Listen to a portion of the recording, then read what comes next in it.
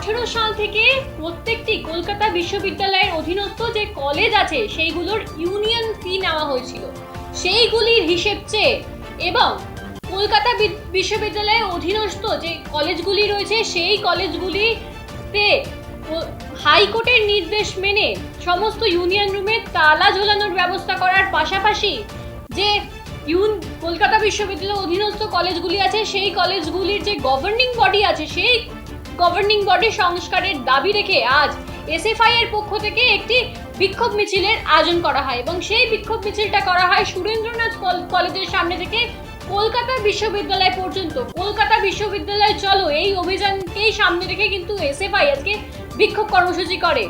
এই মুহূর্তে দেখা যাচ্ছে যে কলেজ যে কলকাতা বিশ্ববিদ্যালয়ের যে সামনের অঞ্চলটা সেটা একেবারে বিক্ষোভে ফেটে পড়েছে এবং দেখা যাচ্ছে তার সামনে কিন্তু একেবারে পুলিশি চাদরে মুড়ে ফেলা হয়েছে এবং কলকাতা বিশ্ববিদ্যালয়ের যে সামনের গেটটাকে একেবারে ব্যারিকেড দিয়ে বেঁধে রাখা হয়েছে। ছাত্রছাত্রীদের কিন্তু ভেতরে যেতে দেওয়া হচ্ছে না। এর দেখার পরেই কিন্তু বিক্ষোভে ফেটে পড়তে দেখা যায় বিক্ষোভকারীদের এবং তারপরে পুলিশ কিন্তু একটা সময় পর কার্যত সেখান থেকে যে দড়ি আছে গার্ডরেলের সে দড়ি খুলে দিতে বাধ্য হয়। এই মুহূর্তে ঘটনাস্থলে উপস্থিত রয়েছেন আমাদের প্রতিনিধি, জেনে নেওয়ার চেষ্টা করব সেই ঘটনা।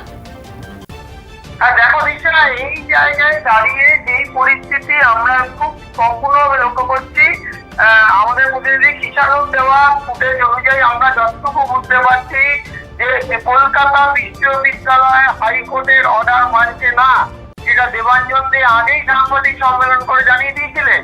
এবার ওই যে অর্ডার মানছে না সেই অর্ডার মেনে নিতে বাধ্য করছে এসএফআই এবং সেই অর্ডার মেনে গভর্নর বডিগুলোকে আবার পুনরায় চর্চা এনে নতুন গভর্নর বডি মেম্বার নিয়োগ করা থেকে শুরু করে এসএফআই সম্পূর্ণ ব্যাপারটাকে নিয়ে আজ একটি ডেপুটেশন দাখিল করবে বলে জানিয়েছিলেন ক্যালকাটা ইউনিভার্সিটির যে অধ্যক্ষ রয়েছে তার কাছে। কিন্তু পুলিশই বাধার মুখে পড়েছে। পুলিশ একটি বড় ব্যারিকেড করে সামনে আটকে রাখা, অর্থাৎ এখানে বলা যাচ্ছে এসএফআই এর বক্তব্য অনুযায়ী যে পুলিশ কিন্তু কলেজে ঢুকত ছাত্রছাত্রীদের বাধা সৃষ্টি করছে বলে জানিয়েছেন এসএফআই এর ক্যালকাটা ইউনিভার্সিটি ইউনিটের পক্ষ থেকে। শুধু তাই নয়, এই যে সমস্যা হাজরা ল কলেজ, বজবল ল কলেজের ঘটনা, হাজরা ল কলেজের ঘটনা থেকে শুরু করে সুরেন্দ্রনাথ কলেজের ঘটনা, আশুতোষ কলেজের ঘটনা, প্রত্যেকটি ঘটনাতেই কিন্তু খুব ভালোভাবে কিন্তু স্পষ্ট করে নাম উঠে এসেছে তৃণমূল ছাত্র পরিষদের। এবং শুধু তাই নয়, তৃণমূল ছাত্র পরিষদের বড় বড় নেতাদের নাম যুক্ত আছে, তা কিন্তু মুখ দিয়ে বেরিয়েছে তৃণমূল ছাত্র পরিষদের প্রাক্তন নেত্রী রাজেন্দ্র হালদারের। বিভিন্ন জায়গা থেকে কিন্তু কাঠগড়ায় জানিয়েছে তৃণমূল ছাত্র পরিষদ। আর ইউনিভার্সিটির ভিতরে দখলদারিতে রয়েছেন তৃণমূল ছাত্র পরিষদ। ইউনিয়ন রুম দিয়ে হাইকোর্টের রায় মানছে না কলকাতা ইউনিভার্সিটি, তা কিন্তু আগেও যেমন জানিয়েছে সেই নিয়ম মানবার জন্য খানিকটা জোর এবং খানিকটা মানবার জন্য দাবি নিয়ে কিন্তু এসএফআই এর পক্ষ থেকে আজকে কলকাতা ইউনিভার্সিটি অভিযানের এই ডাক ছিল এবং এই ডাক থেকে কিন্তু স্পষ্ট করে দিতে চাইছে দেবাঞ্জনরা যে যদি আপনারা হাইকোর্টের রায় না মানেন, যদি আপনারা গভর্নর বডিগুলো না চেঞ্জ করেন, যদি ইউনিয়ন রুমগুলোতে তালা না করান, তাহলে কিন্তু এরপরে বামপন্থী ছাত্র আন্দোলনের পক্ষ থেকে বড় প্রতিবাদের পাবে। সেমনই আবার দেওয়ার চেষ্টা করেছে। তাই কিন্তু আমাদের একান্ত সাক্ষাৎকারে কিন্তু এরকমই জানিয়েছেন দেবাঞ্জন দেরা। শুধু তাই নয়, এইখানে যে পরিস্থিতিতে দাঁড়িয়ে আছে এখন ক্যালকাটা ইউনিভার্সিটি গেটের সামনে, তাহলে ডেপুটেশন দিতে দেবে, পুলিশ বলেছে আমরা ডেপুটেশন দিতে দেবো, কিন্তু ব্যারিকেড ক্যালকাটা ইউনিভার্সিটি এসএফআই এর ইউনিটের পক্ষ থেকে বলা হচ্ছে যে এইখানে ব্যারিকেড দেবেন আপনারা কেন? আমরা ছাত্র, আমরা ইউনিভার্সিটির ভিতরে ঢুকতেই পারি, আপনারা ঢোকার সময় জিজ্ঞেস করে ঢোকাতে পারেন, কিন্তু এই ব্যারিকেড কেন? ব্যারিকেড ইউনিভার্সিটির বাইরে যে ব্যারিকেড ছিল সেই ব্যারিকেড ঘিরেই কিন্তু এখন বড় প্রশ্নের মুখোমুখি হতে পারে সরকার এবং প্রশাসন। বিশাল ধন্যবাদ, আমাদের সঙ্গে থাকো। এই মুহূর্তে আমাদের সামনে সংবাদ মাধ্যমের সামনে দেবাঞ্জন দে কি বার্তা তুলে দেওয়ার চেষ্টা করছে তাই শোনাবো আপনাদের।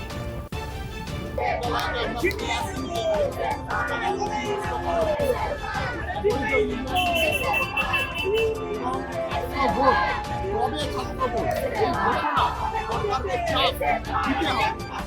কলেজগুলোর গভর্নিং বডি প্রচার করতে হবে।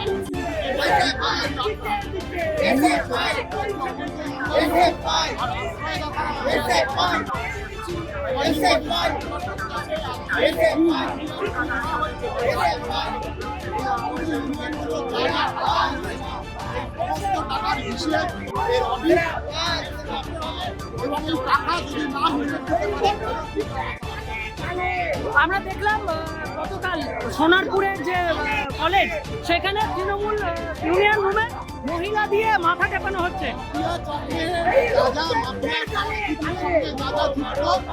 তাই তুমি দেখতে পাবে এই অবৈধ ইউনিয়নগুলোতে সংগঠিত হয়েছে। এই গোটা ক্রাইম সিন্ডিকেটটা কালীঘাট এবং ক্যামাস্ট্রিট থেকে তারই ছবি গত কয়েকদিন ধরে যা যা হচ্ছে আসলে ইকো ফ্রেন্ডলিনেসের কথা বলা, এসএফআই ইকো ফ্রেন্ডলি, অসুবিধা নেই। এসএফআই গাছ কাটার পক্ষেও কথা বলে না, এসএফআই পুকুর বোঝানোর বিরুদ্ধে কথা বলে। এসএফআই কোথাও কোথাও দাঁড়িয়ে হচ্ছে গিয়ে প্রতিটা দিন প্রতি মুহূর্তে সর্বত্র পরিবেশকে হচ্ছে গিয়ে মানে পরিবেশের জন্য মানুষকে সচেতন করার কথা বলে। আসলে ইকো ফ্রেন্ডলিনেস এই রাজ্যে যাদের নেই, আসলে ইকো ফ্রেন্ডলি হওয়ার কথা বলতে বলতে যারা আসলে ক্যাম্পাস ফ্রেন্ডলি নয় তৃণমূল, তাদেরকে ক্যাম্পাস থেকে বার করার কথা আমরা বলছি। আমাদের ছাত্র সমাজও সাথে আছে, ওয়েদারও আমাদের সাথে আছে। দুবোটা বৃষ্টি পড়লে লড়াই আন্দোলন থেমে যায় না। হাইকোর্ট রায় দিয়ে বন্ধ রাখতে যতদিন পর্যন্ত ইউনিয়নের না নির্বাচন হবে, তথাপিও এখনো ইউনিয়ন খোলা। যেখানে আমরা জমায়েত করছি তার উল্টো দিকের কলেজটারই এখনও ইউনিয়ন রুম খোলা। এখন ওনারা মনে করছেন যে ইউনিয়ন রুমগুলো ওনাদের পৈতৃক সম্পত্তি। আসলে ইউনিয়ন স্টুডেন্টস ইউনিয়ন ইলেকশন হয় না মাথায় দেয়, এটাই তো হচ্ছে এত বছরে করে উনি বুঝতেও পারেন। 17 সালে শেষ করেছিল, কোনো নমিনেশন পড়েনি, কোনো নমিনেশন জমা দিতে গেছিলো, তাদের মেরে ধরে হচ্ছে ক্যাম্পাস থেকে বার করে দিয়েছে। তাই জন্য বুঝতে পারেননি ছাত্র সংসদ নির্বাচন কেমন করে হয়। আমাদের ভাবে নিশ্চিত কথা, হাইকোর্টের অর্ডারে ইউনিয়ন রুমগুলো আসলে সমাজবিরোধী কার্যকলাপের বাসাতে পরিণত হয়েছে। ওই ঘুঘুর বাসা ভাঙার জন্যই আমরা আবার কলকাতা বিশ্ববিদ্যালয়ে অভিযানে যাচ্ছি। আমরা আসলে 6 দিনের মাথায় এটা দ্বিতীয়বার কলকাতা বিশ্ববিদ্যালয়ে চলো ডাক দিয়েছি। 2রা জুলাই আমরা এই কলকাতা বিশ্ববিদ্যালয়ে চলো করেছিলাম। ভিসি ম্যাডামকে আমরা জানিয়েছিলাম, যিনি অস্থায়ী ভিসি আছেন, যে আমাদের এই দাবিগুলো মানতে হবে। অবৈধ ইউনিয়ন রুম বন্ধ করতে হবে, তার সাথে সাথে হচ্ছে গিয়ে গভর্নিং বডিকে সংস্কার করতে হবে, আইসিসির প্রতিনিধিদের হচ্ছে গিয়ে আইসিসিতে নির্বাচিত ছাত্র প্রতিনিধি রাখতে হবে এবং ছাত্র ভোটের তারিখ দিতে হবে। এখনও পর্যন্ত কিছু জায়গায় ইউনিয়ন রুম বন্ধ হলেও বেশিরভাগ জায়গায় ইউনিয়ন রুম বন্ধ হয়নি।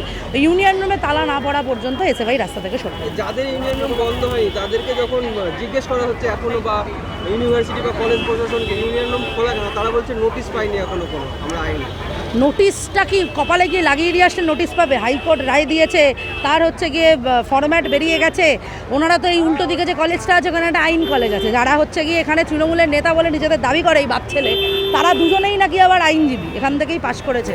তাহলে আইনটা বোঝেন, তাহলে কপালে গিয়ে নোটিশ মেরে দিয়ে যদি আসলে পরে বোঝে, তাহলে কপালে গিয়ে এসে ভাই নোটিশ মেরে দিয়ে আসবে। তাহলে আয়নার সামনে দাঁড়িয়ে নোটিশ পড়তে হবে। কিন্তু আসলে এই যে মনোজিৎ মডেল তো কলেজে 11 সালের পর থেকে তৃণমূল তৈরি করেছে। এই আজকের দিনে দাঁড়িয়ে মনোজিৎকে আর চিনতে পারছেন না।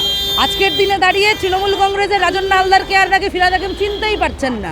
কিন্তু এই রাজন্না হালদারকে দিয়েই যে 21 জুলাইয়ের মঞ্চে বক্তব্য রাখিয়েছিলেন, সেটা বোধহয় এখন মমতা ব্যানার্জি অস্বীকার করে দেবেন।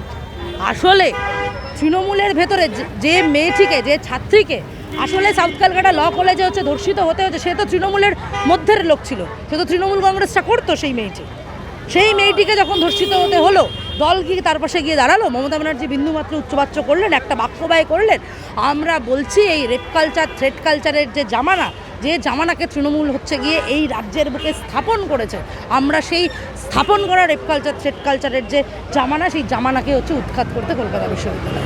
রাজন্না যখন দলের যে সমস্ত ছবিগুলো দেখাচ্ছে এবং আসল যে তার ছবি নিয়ে যে সমস্ত কৃতকার্য যেগুলো বলছে, তখনই তৃণমূলের ভেতরের যারা আছে নেতা নেত্রী, তারা কিন্তু রাজন্নাকে অ্যাটাক করছে।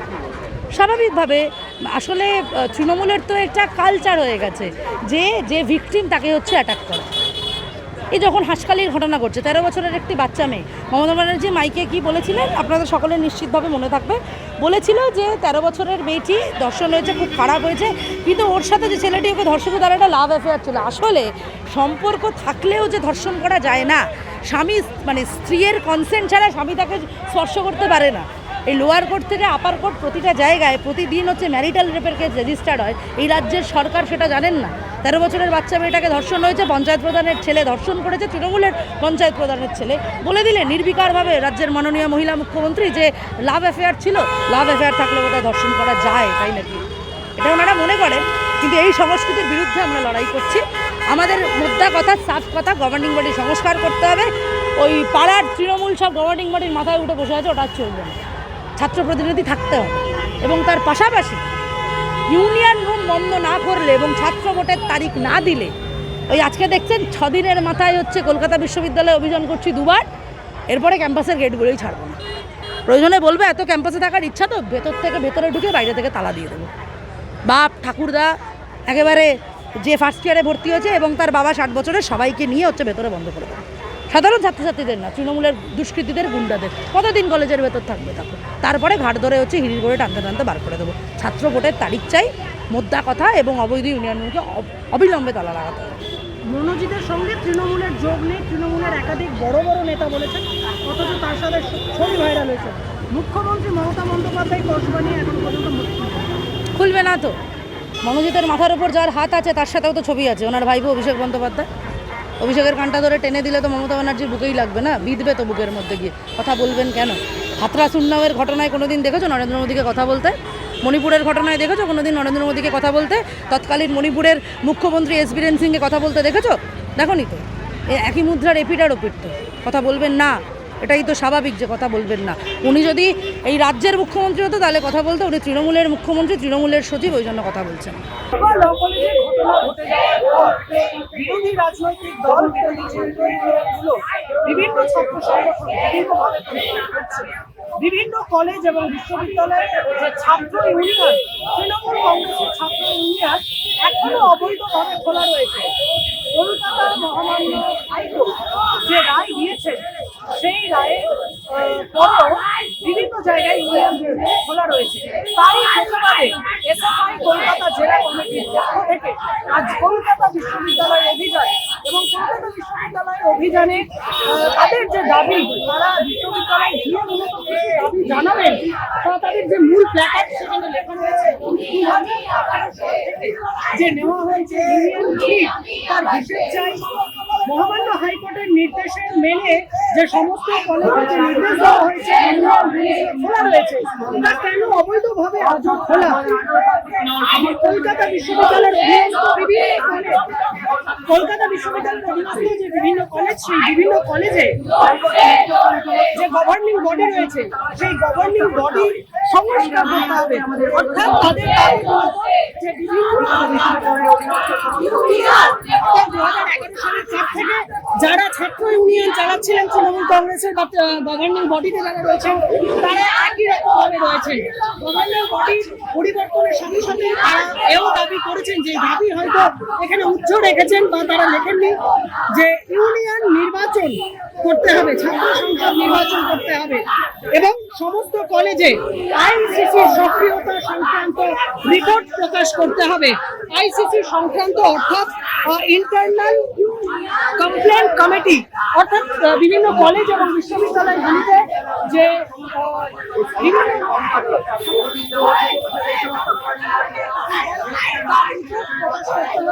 কলকাতা বিশ্ববিদ্যালয় অধীনস্থ সমস্ত কলেজগুলিকে আমরা দেখতে পাচ্ছি কলকাতা জেলা কমিটি যিনি সভানেত্রী বর্ণনা রয়েছেন, এবং তাছাড়াও কলকাতা জেলার এসএফআই বিভিন্ন কলেজের ছাত্রছাত্রীরা রয়েছেন। সেই ছবি আপনাদের সামনে দেখাচ্ছি। সুরেন্দ্রনাথ কলেজের উল্টো দিক থেকে এই মিছিল এগোচ্ছে কলকাতা বিশ্ববিদ্যালয়ের দিকে।